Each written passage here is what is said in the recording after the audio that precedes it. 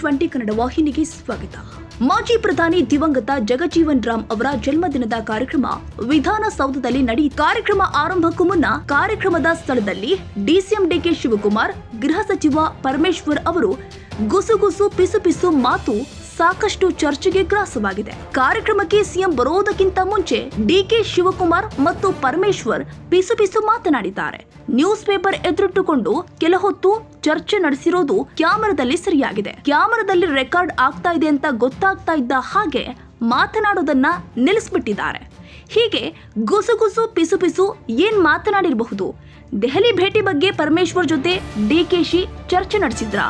ಹೀಗೆ ಪಕ್ಷದ ವಲಯದಲ್ಲಿ ಡಿಕೆಶಿ ಪರಮೇಶ್ವರ್ ಗುಸುಗುಸು ಪಿಸುಪಿಸು ಚರ್ಚೆ ಬಗ್ಗೆ ವ್ಯಾಖ್ಯಾನಿಸಲಾಗ್ತಾ ಇದೆ.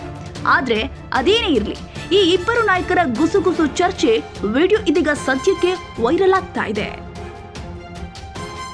ಕನ್ನಡಿಗರ ಮೆಚ್ಚಿನ ನಿಮ್ಮ TV20 ಕನ್ನಡ ವಾಹಿನಿ ಇದೀಗ ಟಿವಿಯಲ್ಲಿ ಲಭ್ಯ.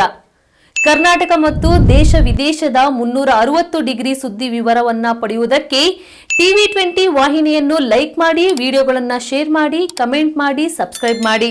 HCN ಕೇಬಲ್ 842 ನಂಬರ್ನಲ್ಲಿ ಹುಕ್ಕೇರಿ ತಾಲೂಕು ಹಾಗೂ ಸಂಕೇಶ್ವರದ ಸುತ್ತಮುತ್ತಲಿನ ಹಳ್ಳಿಗಳಲ್ಲಿ ಲಭ್ಯ. PCN ಕೇಬಲ್ 129 ನಂಬರ್ನಲ್ಲಿ ಹಾರುಗೆರೆ ಸುತ್ತಮುತ್ತಲಿನ ಹಳ್ಳಿಗಳಲ್ಲಿ ಲಭ್ಯ. ರಾಯಬಾಗ್ ಡಿಜಿಟಲ್ ಚಾನೆಲ್ ಕೇಬಲ್ 80ನೇ ನಂಬರ್ನಲ್ಲಿ ರಾಯಬಾಗ ತಾಲೂಕಿನ ಸುತ್ತಮುತ್ತಲಿನ ಹಳ್ಳಿಗಳಲ್ಲಿ ಲಭ್ಯ.